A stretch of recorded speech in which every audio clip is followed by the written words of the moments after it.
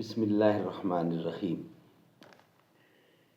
Vlog number 1 page 550 معارف القرآن جلد اول سورۃ البقرہ نمبر 2 اور آیت نمبر ہے 228.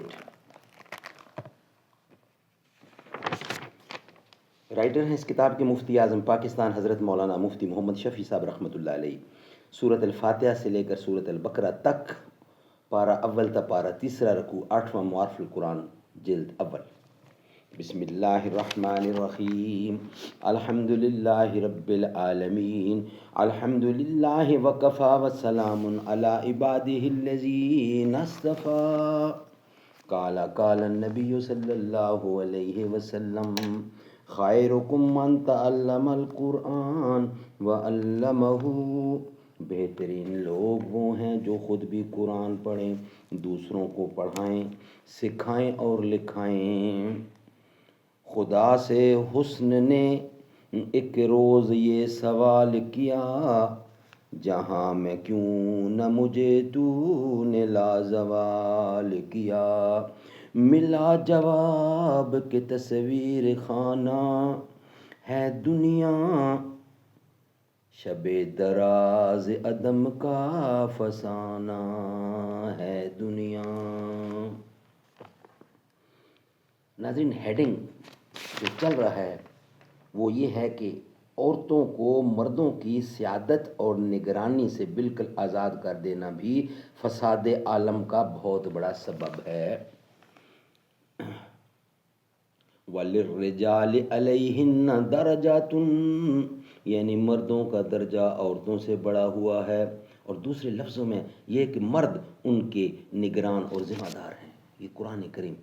مگر جس طرح اسلام سے پہلے جاہلیت اولا میں اقوام عالم سب اس غلطی کا شکار تھیں کہ عورتوں کو ایک گھریلو سامان یا چوپایا کی حیثیت میں رکھا ہوا تھا، اسی طرح اسلام کے زمانہ انخلات میں جاہلیت اخرى کا دور شروع ہوا.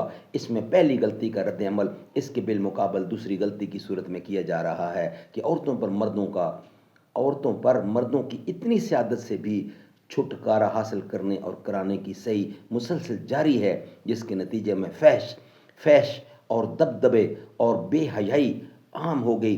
دنیا جھگڑوں اور فساد کا گھر بن گئی. قتل و خون ریزی کی اتنی کثرت ہو گئی کہ جاہلیت اولا کو مات دے دی گئی. عرب کا مشہور مقولہ ہے الجاہل اما مفرط او مفرط، یعنی جاہل آدمی کبھی اعتدال پر نہیں رہتا. اگر افراط یعنی حد سے زیادہ کرنے سے باز آ جاتا ہے تو کوتاہی اور تقصیر میں مبتلا ہو جاتا ہے. ناظرین، یہ تھا ویلاگ نمبر 1. انشاءاللہ ویلاگ نمبر 2 میں اس کی باقی ڈیٹیل رکھیں گے ہم آپ کے سامنے.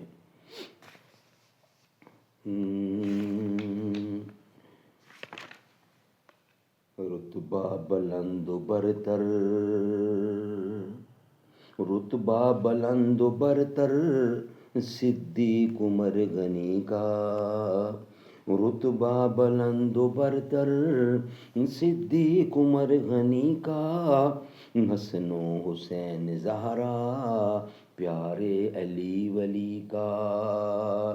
تھا یقین اس کو صدیق کی ذات پر، ہاتھ حیدر کا صدیق کے ہاتھ پر. جس کو تاج امامت نبی نے دیا، خوش علی کیوں نہ ہو اس کی ہر بات پر. رتبہ بلند و برتر صدیق عمر غنی کا.